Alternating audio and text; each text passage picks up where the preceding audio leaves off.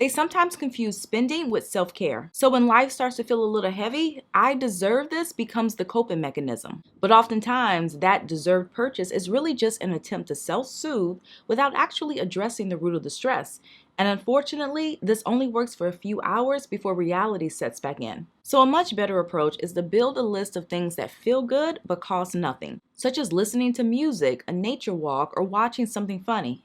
And you want to make that list as accessible as possible so that it naturally becomes the emergency exit to emotional spending. They also might avoid checking their accounts because out of sight, out of mind feels safer than facing the numbers.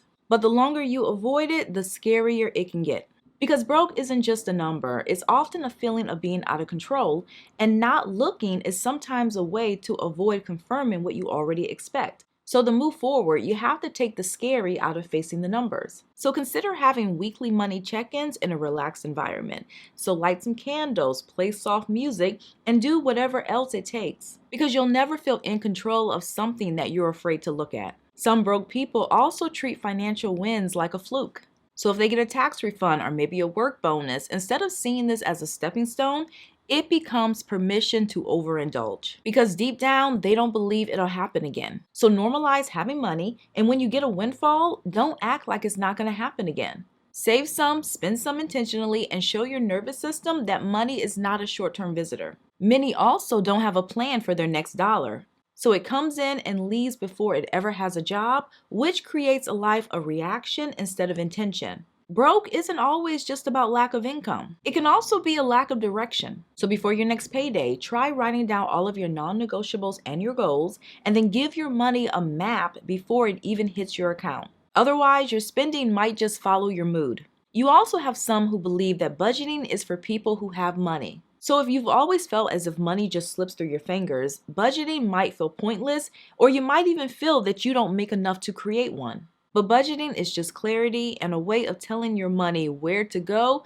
instead of always wondering where it went. And the truth is, it's only after creating one that some people realize that they weren't actually broke to begin with. It only felt that way because they were overspending. So even if you only have $100 to your name, deciding how you're going to use it is the first step to being in control. You also have those who underestimate how much small habits cost them.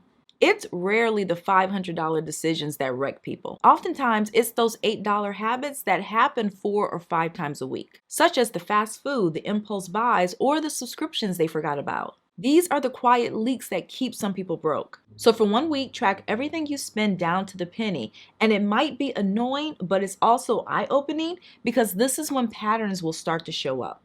Some broke people also treat money like a sprint and not a system. So they often go from 0 to 100, meaning they're either saving nothing at all or they're cutting out everything at once. But that all or nothing mindset can burn out very fast. On the other hand, sustainable changes tend to have a better outcome. So what you could do is start with one auto transfer, maybe create a few no-spend days, and aim to make one good financial decision every single day. This way, you're letting consistency do the heavy lifting and you're not only relying on willpower. Some broke people also surround themselves by people who normalize being broke. Your circle matters more than you might think.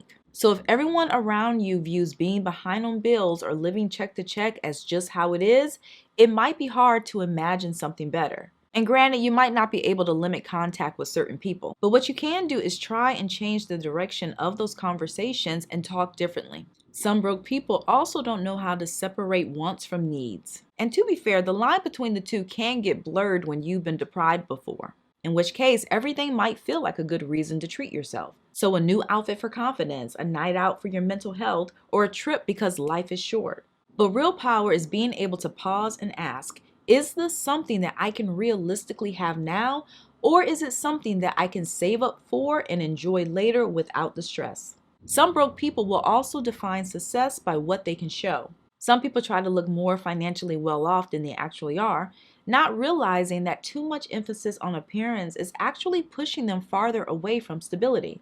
In the end, money is not a performance, and having a nice car and the latest of everything is pretty pointless if your savings account is on E. Another trait is constantly giving up instead of adjusting. For some people, every setback becomes a reason to throw in the towel. So if they spent too much this week or went over budget on food, their response might be, I'm just bad with money, or this will never work. But this pattern is how a lot of people talk themselves out of doing the hard stuff. So you gotta trust the process. In other words, if you've overspent, don't crash and burn. Just adjust and spend less over the next few days. They might also use debt as a cushion and not a tool. And once that habit sets in, it can be incredibly hard to stop because every want gets put on a credit card and building a small cushion isn't prioritized. And the best way to overcome this is to start building a rainy day fund because setting aside even $20 every pay period can take some of the fear out of an unexpected expense. Some broke people also don't think long term because they're stuck in survival mode. So retirement, investing, and stability might all feel unlikely when you're just trying to make it through the month. But one thing to keep in mind is that just because you're in survival mode, that doesn't mean that you can't still plant seeds. So you can still read one article about investing, open a high yield savings account, or contact your credit card company to see if you qualify for a better rate. And the goal of all of this isn't to become an expert or to be able to explain these concepts in great detail, but rather is to prove to yourself that your future does matter even when today is tight.